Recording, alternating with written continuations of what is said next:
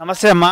నమస్తే తెలంగాణ ప్రజలకు నమస్తే. తెలంగాణ అన్న మన అన్నగారికి పదే పదే నమస్కారములు. ఏ అన్న రేవంత్ రెడ్డి అన్నగారు టైగర్ తెలంగాణ రాష్ట్రానికి టైగర్ ఎందుకు వచ్చారు? మీ సమస్య ఏంటి? మా సమస్యలు తెలంగాణ టైగర్ వచ్చిండు, మాకు సమస్యలు తీరుస్తాడని ఆశతో వచ్చినాం. మేము తెలంగాణలో తిరిగి ఉద్యమాలు చేసి కూడా ఏడుస్తూ చెప్పినా ఎన్ని 6 నెలల నుంచి వెళ్ళి మాట్లాడుతూనే ఉన్నా ఒక్కరు కూడా పట్టించుకుంటలేరు. మరి తెలంగాణలో లేరా? పోయింది అనుకొని వాళ్ళ కర్మ వాళ్ళు అనుభవిస్తారు. ఒక తెలంగాణ ఏమి ఇవ్వలేదండి, ఏమి కూడా లేదు. నా బిడ్డ జాండీస్ అయి 4 రోజులు హాస్పిటల్లో జరిగిపోయింది. నా కుమారుడు యాక్సిడెంట్ అయి జరిగిపోతే 14లో ఒకసారి పేపర్ స్టేట్మెంట్ ఇచ్చిన దయనీయ స్థితిలో ఉద్యమ నేత అని, మళ్ళీ 15 కూడా దీన స్థితిలో ఉన్న ఆదుకోండి అని ఇచ్చిన, 18లో ప్రభలు ఏమని ఇచ్చిన, ఉద్యమకారులకు ఏదైనా సహాయం చేయండి అని ఇచ్చిన. ఉద్యమకారులకి చేస్తా అని చెప్పారు, మరి మీరు అప్లై చేసుకోలేదు అలాంటి వాటికి? చేసినా కానీ మా అన్నకు నేను చెప్పాలి. ఎట్లా చెప్పాలంటే ఇదివరకు దాకా ఆ కేసీఆర్ అన్నే మంచోడు అనుకున్నా. కాదు, ఈయన మంచి పనులు చేస్తున్నాడు టైగర్ లాగా. ఏం మంచి పనులు అంటే ఈ బడా బాసుల పని పడుతుండు. బడా బాసులు ఏ నుంచో అయినరు, ఇంత ఎక్కడి నుంచో బతుకొచ్చి రియల్ ఎస్టేట్ వాళ్ళే భూములు ఎవరబ్బా సొమ్మని ఆక్రమించి కట్టిండ్రు. మేము ఇక్కడ ఉన్న వాళ్ళం ఎటుపోవాలి? మేము ఉద్యమాలు చేసి రాత్రి పగళ్ళు తిరిగినాం. ఏ పిల్లలను సంసారాలు వదిలేసి తిరిగితే నన్ను 6 నెలల నుంచి ఇట్లా మాట్లాడితే ఏ ఒక్క మానవుడు కూడా ఈ ఒక ఆడబిడ్డనట అయ్యో ఇట్లా తిరిగిందని మరి ఎవరిని చెప్పుకుంటలేరా? కేసీఆర్కు తెలుపుతలేరా? మరి ఆ కేసీఆర్కు వాళ్ళ బిడ్డ అందులో పోయి వచ్చిందయ్యా బాబు. అందులో పోయి వస్తే పూలహారాలతోటి ఎదుర్కొంటున్నావు. నేను ఒకరిని చెల్లెను కాదా? నేను ఒక ఆడబిడ్డను కాదా? తిరగలేదు నీతోటి రాత్రి మగళ్ళు తిరిగినాం.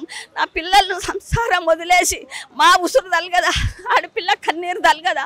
నేనేమన్నా కోట్లు అడిగినా, లక్షలు అడిగినా, ఉండబోతే ఇల్లు లేదు. నువ్వు ఫస్ట్లో ఏమన్నావు? 10,000 ఉద్యమకారులకు 10,000 పెన్షన్ ఇప్పిస్తా అన్నావు, ఇండ్లు ఇప్పిస్తా అన్నావు. కనీసము ఇండ్లు లేవు, పెన్షన్లు లేవు. మరి మేము కష్టం పడిందంతా ఎటు పోయింది? ఇట్లా కూడా అడిగితే మరి వాళ్ళందరూ మరి ఇట్లా చెప్తుందయ్యా మరి నీతోడు తిరిగిందట ఇదని. మరి ఏరొక్కళ్ళు లేరు. కాదు ఆయన చేయడైనా వల్ల కాదండి, వాళ్ళు సంపాదించుకొని వచ్చిండ్రు. ఇప్పుడు వచ్చిండ్రు టైగర్ తెలంగాణకు. ఈయనే చెయ్యాలి. నమ్మకం ఉందా మీకు రేవంత్ రెడ్డి గారు చేస్తారు? ఎందుకంటే బడా బాసులో పని పడతాడు. ఎట్లా పడుతుందంటే ఈయన ఇప్పుడు ఉన్నోళ్ళకు లేనోళ్ళకు సమానంగా చేస్తాడండి. ఎందుకు చేస్తాడంటే ఇప్పుడు ఫ్రీ బస్సులు పెట్టిండు. ఏది హన్మకొండ నుంచి ఈ ఉప్పల్ చౌరస్తాకు 250. మరి అజ్జేరా ఆయన కడుపు సల్లగుండా లేనోళ్ళు లేరా అండి? నాలాగా గతి లేనోళ్ళు లేడీస్ మొత్తం మరి వాళ్ళ దుంపలు దిగా మా అన్నను బదనా చెప్తామని పాపం. ఆయన ఏదో ఆడపిల్లలు మంచిగా పోండి రాని రాని కానీ వాళ్ళు కొట్లాడుకోమన్నారు అండి. వాళ్ళు ఏదో తెలివిదాకా కొట్లాడుకుంటారు, కూడుంటారు. ప్రజావాణిలో అప్లికేషన్ పెట్టారా మరి మీరు? ఏమన్నారు? ఇక సార్ పిలుస్తాడని అన్నాడు. మరి మా అన్నకు చూపిస్తలేరా? నన్ను ఎందుకు పిలుస్తలేడు? మరి నేను ఒక్కదాన్ని వచ్చింది నా ఉద్యమకారిని, నా కష్టం ఉండి వచ్చిన, మరి ఇంకెవరు వస్తలేరా? నా దగ్గర ప్రూఫ్లు ఉన్నాయి. అన్నీ ఏం చెప్పిండంటే ప్రూఫ్లు తీసుకొని రండి మీకు సహాయాలు చేస్తా అన్నాడు. మరి నేను ఒక్కదాన్ని అయితే ప్రూఫ్లు తీసుకొని వస్తానా? మరి ఎవరి దగ్గర లేవా? 9 నెలలు అవుతుంది కదా, మరి ఇంత మటుకు ఏం చేయాలంటున్నారు? మరి ఎట్లా మరి చేయాలి? మాకైతే ఉద్యమకారులకైతే సాయం చేయాలన్నా నీకు చాలా పుణ్యం ఉంటుంది. నీ మంచి పేరు ఎందుకంటే ఇప్పుడు బడా బాసులో పని పడుతున్నావు, మంచిగానే పేదోళ్ళకు ఉన్నోళ్ళకు సమానంగా చేస్తున్నావు. ఎందుకంటే మాకు ఫ్రీ బస్సులు పెట్టిండు, మంచిగానే 200 అది యూనిట్ ఫ్రీ పెట్టినావు. మళ్ళీ ఆ బాత్రూమ్ల కాడండి 5 రూపాయలు పెడతా లోపలికి 5 రూపాయలకి. ఇది ఆడోళ్ళకు మగోళ్ళకు మంచిగా చేసిండండి. ఏ రాజకీయ నాయకుడు చేయలే. 2 రూపాయల కానిచలు ఉన్నది. ఇది ఉన్నోళ్ళకు లేనోళ్ళకు సమానమే చేస్తున్నాడు. ఇక ఈ తెలంగాణ వాళ్ళు ఏం చేసిండ్రంటే అది ఉన్నోళ్ళకే భూములు ఉన్నోళ్ళకే డబ్బులు ఇచ్చిండు. ఆ టీఆర్ఎస్లనే తిరిగిన అందులోనే సచ్చిన పాడై తెలియక తిరిగి ఇక ఎందుకండి నా బాధ? తప్పు తెలుసుకొని కాదు మస్తుగా తిట్టిన టీఆర్ఎస్ వాళ్ళను. ఎందుకు గట్ల? మరి ఒక ఆడబిడ్డ ఉసురు తలుగుతుందో పాపం తిరుగుతుంది, పిల్లల గల్లదట, భర్త చనిపోయిండు, పిల్లలు చనిపోయినరట. మరి ఆమెకు ఏదన్నా చేయండి అంటే మీ బొందల మీద పెట్టుకపోతారు. ఒక్కొక్కడు గన్ని కోట్లట. ఆ కోట్లు వాళ్ళ మీద పెట్టుకపోతారా? ఒక ఆడబిడ్డ తెలంగాణలో ఏడుస్తుంది, ఆమె ఉసురు తలుగుతుందని నాకేమన్నా ఇంత సాయం చేయరా? రేవంత్ రెడ్డికి ఏం చెప్తావు మరి చివరిగా మా ద్వారా? రేవంత్ రెడ్డి అన్న, నువ్వు నీ ప్రూఫ్లు ఉన్నోళ్ళకే ఇయ్యి, ఉద్యమకారులకు ఇస్తా అన్నావు. కానీ నీకైతే చాలా పుణ్యం ఉంటుంది, నీ పేరు ఉంటుంది, నువ్వు ఎక్కడికి పోవు, నీకు అండగా నువ్వు టైగరు, నీకు ఎదురే లేదు. 10 ఏళ్ళు ఈయన దిగడు, ఎందుకంటే మంచి పాలన చేస్తున్నావు. నువ్వు బడగల పని ఇంతవరకు ఎవరు చేయలే, ఇలాంటి పని నువ్వు మంచి పని చేస్తున్నావు. నీకు ఉద్యమకారులు అండ, తెలంగాణ రాష్ట్రం అండ నీకు ఎప్పుడు తోడుగా ఉంటారు. ఎందుకంటే నువ్వు మంచి పనులు చేస్తున్నావు, పేదలు అందరినీ సమానంగా చూస్తున్నావు కాబట్టి నీకు మంచి పేరున్నది అన్న. నువ్వు వేడికి పోవు. హరే కృష్ణ. అంతే.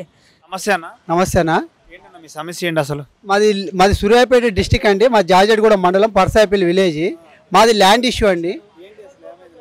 ల్యాండ్ అతను మా ఊరికి సంబంధించిన మా పాలాయనే దండ వీరారెడ్డి అని అతను 2 ఎకరాలు కబ్జా పెట్టిండన్న. ఎప్పుడు చేశారు కబ్జా? అతను 2012 అప్పటి నుంచి మేము మాకు తెలిసిన తర్వాత, అంతకుముందు అతను ఒక సిఆర్పిఎఫ్ జవాను, ఆయన మమ్మల్ని కొడుతూ ఉండేవాడు. మా అమ్మని, మా నాయనని, నన్ను, మా అక్కల్ని కొడుతూ ఉండేవాడు. ఈయన బాధ భరించలేక మేము హైదరాబాద్ వచ్చేసినాము. ఇంకా మా భూమిని ఎంతకాలం అని మేము బయట ఉండని చెప్పేసి పోతే, భూమి మీదకి పోతే కొట్టడం, పోలీస్ కేసులు పెట్టడం, వాళ్ళే పెట్టడం. ఏమన్నారు మరి పోలీసు వాళ్ళు? మేము కేసు పెడితే వాళ్ళు తీసుకుంటలేరు, వాళ్ళు పెడితే మాత్రం తీసుకుంటారు, ఎఫ్ఐఆర్ చేస్తారు వాటిని. ఎందుకనంటే మేము అడిగితే పోరాబై పో అని పోలీస్ స్టేషన్లో కూడా రాణిస్తలేరు, వాళ్ళు నెట్టి పడేస్తున్నారు. అట్లా కనీసం 10-15 దఫాలుగా మేము ఎంఆర్ఓకు, ఆర్డీఓకు, కలెక్టరేట్లో కూడా ఇచ్చినాం సార్. వాళ్ళు చూస్తాం పోని అంటారు కథ. ఇంకా మళ్ళీ మనం వచ్చిన తర్వాత మళ్ళీ దాన్ని పట్టుకి ఎస్పీ కూడా మనం పోయినాం మొన్న రీసెంట్గా, బహుశా ఒక 20 డేస్ బ్యాక్. పాపం ఎస్పీ గారు కూడా పోయినాం సూర్యాపేట. కాకపోతే సారు ఇక్కడ నువ్వు బయటికి వెళ్ళారట, ఆ సార్ కలవలేదు. సిఐ కాడికి పోయినాం, డిఎస్పీ కాడికి కూడా పోయినాం. 4 గంటలకు పోయి 6:30 దాకా కూర్చున్న సార్ రాలే వాళ్ళ డిఎస్పీ గారు.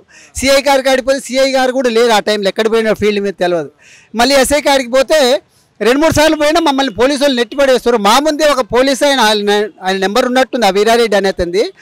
కొడితే అతను వీరారెడ్డి పోలీసు ఆయన ఫోన్ నెంబర్ కలిపి కొడితే ఆయన అంటాడు, గానుపుకు నకరాలు తెంగకను గుద్దం మూసుకొని కూర్చోమని చెప్పని అంటున్నాడు. పోలీసు ఆయన ముందటినే, పోలీసు ఆయన. నేను అన్న ఆడికి కూడా ఆయనకే ఆయన ఫోన్ చేసి ఆయనకే అంటున్నాడు. అట్లా నేను అన్న ఆడికి మనం డెమోక్రసీలు ఉన్నామా, లేకపోతే నియంత్రిత పరిపాలన ఉన్నామా? ఈయన ఎవరు ఇట్లా మాట్లాడడానికి? ఇది పోలీస్ స్టేషన్ అంటే ప్రజలకు సంబంధించింది, ఆయన ఒక్కడికి కాదు కదా. ఆ మాట మాట్లాడితే పోరబ్బైపో అని పోలీసు వాళ్ళు నెట్టి పడేసారు మామూలు. ఇంకా అట్లా జరుగుతుంది సార్. పోలీసు వాళ్ళు ఏమంటారు, పోలీసు వాళ్ళు దగ్గరికి కూడా రాని, మళ్ళీ సార్ వస్తే కనుక నువ్వు ఆయన రెడ్ హ్యాండెడ్గా చూసినట్టు ఉంటే పట్టుకో, నేను అప్పుడు కేసు చేస్తా అని మాట్లాడుతున్నారు. ఇప్పుడు ఈ భూముల మీదకి మేము 2 కేసులు పెట్టినాడు అతను. ఎవరి పేరు మీద ఉందా పట్టాలన్నీ?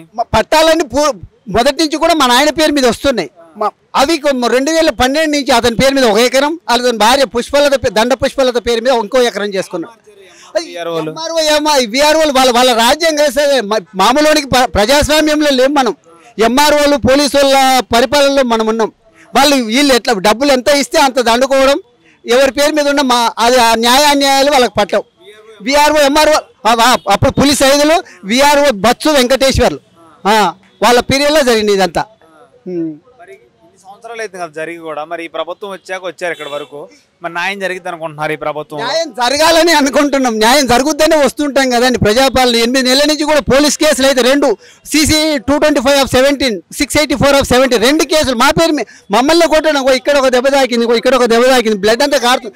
మమ్మల్ని కొట్టి మా మీద కెట్టడం, మేము కేసులు పెడితే తీసుకోకపోవడం. ఎంక్వైరీ చేయలేదా? మరి ఎంక్వైరీ చేస్తే వాళ్ళ మనుషులే 10-15 మందిని వాళ్ళనే తీసుకొస్తాడు, వాళ్ళే సాక్ష్యాలు చెప్తారు. కోర్టుకు కూడా వచ్చి వాళ్ళే సాక్ష్యాలు చెప్తారు. మనది ఏం లేదు, మనం ఒక వీడియో క్లిప్ మాత్రం ఉంది. మేము పోయినట్టు మాకు ఊర్లో మేము ఇక్కడ ఉంటాం కనుక మాకు ఎవరు సాక్ష్యం పెట్టి రావు, అది కూడా మాకు తెలుసు. ఆయన మొత్తం కూడా డ్రింక్ చేపిస్తాడు, మా పైసలు ఇచ్చి మేనేజ్ చేస్తాడు. మేము ఒకటే మా యొక్క ఆధారం ఏంటంటే వీడియోలు తీసుకోవడం, అదొక్కటే మాకున్నటువంటి ఆధారం. గదొక్కటి తీసుకున్నాం, గదొక్కటే ప్లస్ దాన్ని నమ్ముకొని మేము ఇంకా జీవనాన్ని గడిపిస్తున్నాం. అంతేగాని రేవంత్ రెడ్డి గారు చేస్తున్న హైడ్రా కానీ ఇంకేది కూడా మంచి పరిపాలన ఉంది కాదని అంటే, కానీ ఈ ల్యాండ్ విషయంలో మాత్రం చాలా కేర్ఫుల్గా ఉండాలి. ఈ ధరని తీసుకుపోయి బంగాళాఖాతం లేస్తున్నాడు సార్ రేవంత్ రెడ్డి గారు. ఆ విధంగా జరిగితే చాలా ధన్యవాదాలు. నమస్కారం. నేను Nizamabad district Renjal mandal Kandakurthi village and మా గోదావరి త్రివేణి సంఘం అక్కడ ఉంటుంది కందకుర్తి విలేజ్. నేను అక్కడి నుంచి వచ్చాను. నేను ఫస్ట్ మా డిఐడి ఆఫీస్ దగ్గర వెళ్ళిన మీ సమస్య ఏంటి అసలు? హ్యాండిక్యామ్ గురించి. హ్యాండిక్యామ్ ఉంది, మళ్ళీ అది పోలియో ఉంది, చాలా ప్రాబ్లమ్స్, ఇది డేంజర్ ఉంది. నేను ఫస్ట్ అక్కడ సదరంకి వెళ్ళిన డాక్టర్ క్యాంప్ దగ్గర వెళ్ళిన తర్వాత 25% ఇచ్చారు డాక్టర్. ఇచ్చిన తర్వాత నేనన్నా డాక్టర్కి, మీరు పరీక్ష తీసుకోలేరు, మీరు ఎట్లా ఇచ్చారు అంటే డాక్టర్ అన్నారు మీరు రిపోర్ట్ తీసుకురండి అంటే సరే మళ్ళీ రిపోర్ట్ తీసుకెళ్ళి పోయిన తర్వాత అలా మరి 78కి రండి అంటే 78కి వెళ్ళాను. 78కి వెళ్ళిన తర్వాత మళ్ళీ రిజల్ట్ రాలేదు. నేను ఇక్కడ సీఎం ఆఫీస్ వెళ్ళిన, వాళ్ళు ఉన్నారు 2 months ఆగండి, 1 month ఆగండి అంటే చాలా బాధలో తిరుగుతున్నా. నేను 8 నెలలు అవుతున్నది తిరిగి హాస్టల్ వస్తున్నాయి నాకు. మా కలెక్టర్ సార్ దగ్గర వెళ్ళిన నిజామాబాద్, ప్రజావాణిన పెట్టిన, చాలా బాధలు ఉన్నా. మా Revanth Reddy saab Telangana state and really great CM saab and Nizamabad district and Arvind MP sahab and Bodhan MLA sahab Sudarshan sir, मैं आपको सुनाना चाह रहा हूँ, मेरे को सदरम जल्द से जल्द दिला दो और मैं पिंचिन, मेरे पैर में बहुत डेंजर है. तो डॉक्टर कोई भगवान थोड़ा नहीं है, कोई भगवान नहीं है. 50% हम हैं तो 50% डॉक्टर है. तो कोई डॉक्टर को हम कोई भगवान हम मानते भी नहीं, हम ये चीज़ मानते कि डॉक्टर मानते हैं. तो मैं डॉक्टर से ये गुजारिश कर रहा हूँ कि मेरे को जल्द से जल्द आपको जिस चीज़ की आपको कामयाबी दे रहे वो चीज़ मेरे को दे दो. मैं यही करना चाह रहा हूँ, यही बोलना चाह रहा हूँ. हमारे CM साहब को मालूम करना चाह रहा हूँ, हमारे रेवंत रेड्डी साहब रियली ग्रेट साहब. मैं CM ऑफिस 2 बार होगा आना जाना, 8 month हो रहा मैं परेशान हाल में, और मेरे पोलियो का शिकार और दूसरी बार कि हैंडीकैम्स लगता हूँ मैं. और साहब आपसे गुजारिश करता हूँ मेरे को जल्द से जल्द दिला दो. Thank you sir. నమస్తే బాబాయ్. అంబేద్కర్ విగ్రహ ప్రతిష్టాపన కోసం పెద్ద చింతకుంట నాన్పేట డిస్టిక్ మా గ్రామం పెద్ద చింతకుంట మర్కెల్ మండలంకి వచ్చినాం సార్. అంబేద్కర్ బొమ్మ గురించి పర్మిషన్ కోసం, అంబేద్కర్ బొమ్మ కోసం పర్మిషన్ కోసం వచ్చాం సార్. ఇక్కడ పర్మిషన్ అక్కడ ఇవ్వట్లేదు మీకు? ఇక్కడ ఇవ్వడం లేదు సార్. కలెక్టర్ గారు 4 రోజులు చెప్తామని చెప్పింది సార్. ఏమన్నారు కలెక్టర్ గారు అడిగితే ఏమన్నారు? 4 రోజుల తర్వాత చెప్తామన్నారు సార్. మరి వెయిట్ చేయాల్సింది 4 రోజులు వెయిట్ చేయకుండా ఇక్కడ దూరం రావడం కారణం? 21 తారీఖు అయిపోయింది సార్. దానికి ప్రజాభవన్ కోదామని వచ్చేసాం సార్. ఇక్కడ ముఖ్యమంత్రి దగ్గర కూడా కలెక్టర్ గారిని అడిగితే ఏమన్నారు మిమ్మల్ని? ఇప్పుడైతే పర్మిషన్ లేదు, మేము 4 చెప్తామని చెప్పింది సార్.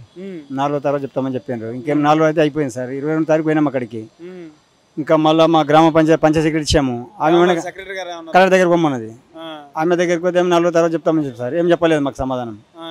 దానికోసం మళ్ళీ ప్రజాభవన్కి వచ్చినాం సార్ హైదరాబాద్కి. లోపల అయితే సోమవారం మంగళవారం చెప్తామంటుంది సార్. ఫోన్లో మెసేజ్ పెడతామంటున్నారు. అంటే ఇప్పుడు కలెక్టర్ గారు చెప్పారంటే ఏదన్నా ఉంటుంది కదా, వాళ్ళకు కూడా రూల్స్ రెగ్యులేషన్స్ ఉంటాయి కాబట్టి మీకు చెప్పారు 4 రోజులు వెయిట్ చేయాల్సింది. మరి తొందరలో ఊరుకొచ్చేసారు కదా. 4 అయిపోయింది సార్. 4 అంటే 22 తారీఖు ఇచ్చాం సార్. ఇప్పుడు మళ్ళీ 6 తారీఖు అట్లా నేను చెప్పలేరు. ఇక దానికోసం ఇక్కడ చేసినాం సార్. ఇక్కడ ఇస్తే సోమవారం మంగళవారం చెప్తామంటుండ్రు. సోమవారం చెప్తాను. ఓకే.